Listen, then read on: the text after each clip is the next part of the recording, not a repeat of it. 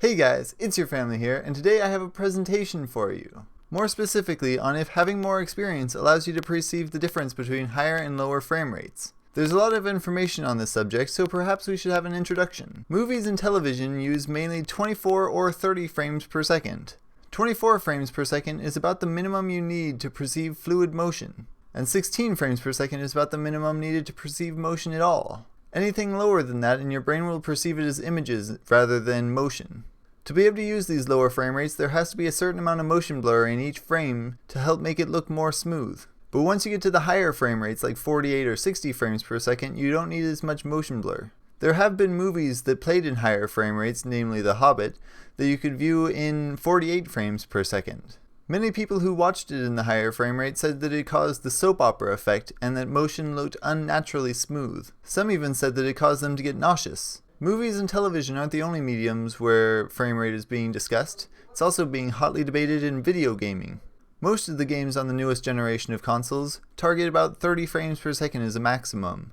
There are some games that run at 60 frames per second, but generally the standard is 30. One popular game developer named Ubisoft, in defense of their decision to go with 30 frames per second in one of their video games, said that 30 frames per second feels more cinematic. And many other people on the internet have claimed that your eyes can't see past 30 frames per second. I think the fact that I'm doing this test on 120 frames per second should give you my opinion on the topic. On the other hand, PC gamers typically run their games at 60 frames per second. There are some games that are limited to 30 frames per second on PC, but having a locked frame rate is typically frowned upon by the PC community. PCs can support much higher frame rates than even 60 frames per second, like 120 or 144 or even higher in some cases. Seeing as it's still being debated whether 60 frames per second is needed, there isn't a whole lot of research being done on 120 frames per second. One of the only tests, and the inspiration behind our current study, was done by Linus in 2012. In his test, the frame rate order was randomly generated, and the novice player only guessed the correct frame rate about 20% of the time. Then Linus himself, an expert, took the test with a different frame rate order and got 100% accuracy. If you'd like more information on his test, check the links in the description of this video.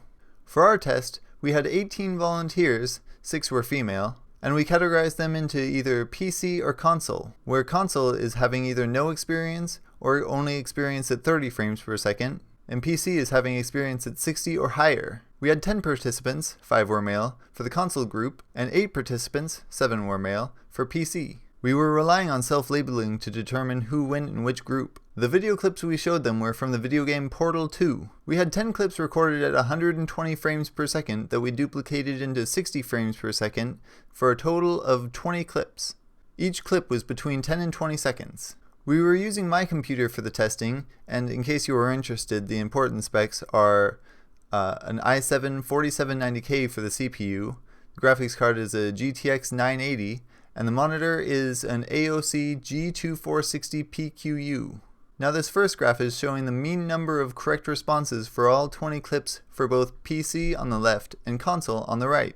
You'll notice that on average PC did have more correct responses than console did, but it wasn't big enough to give us significance. If you know what significance is, good for you. If you don't, it basically means that the results were, well, significant. So you know that the results aren't by random chance, and so the results are better supported. Not proven, but better supported. You should also note that the standard deviation of PC was much larger than console, meaning their results were more varied than console scores.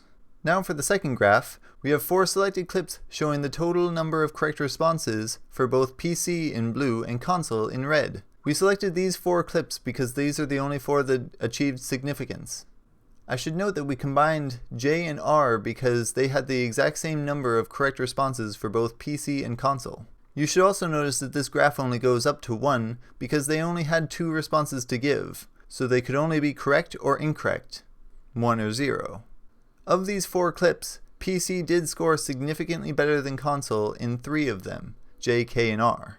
J was played at 60 frames per second and so was K, but R was played at 120 frames per second. E was the only clip that console did significantly better than PC on, and E was played at 120 frames per second. Now, in case you're interested, which you probably are if you watched this much of the video, here is a complete list of all 20 clips labeled from A to T, as well as some other technical data, and the key that I used to determine which clips were played at what frame rate and their matching clips at the other frame rate. The correct responses are highlighted in either green or yellow, or is that orange? I don't know, whatever color that is. Now, if we look at the key and find clip E, you'll notice it played at 120 frames per second, and its matching clip is B. If we find B in the spreadsheet, you'll notice the console still had more correct responses than PC.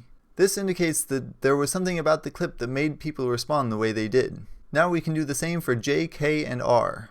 I has the same result as J, PC doing better, but with K and R's matching clips, P and G, console did slightly better than PC.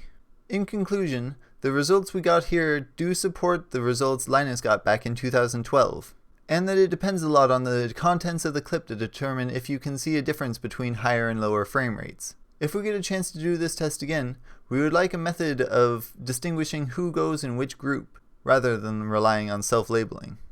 It would also help to have a larger sample size than 18. Now, if you continue watching, you'll see all the clips that we used in the test in the same order that we used them in the test. I'm kind of counting on you having not memorized the key that I showed you earlier.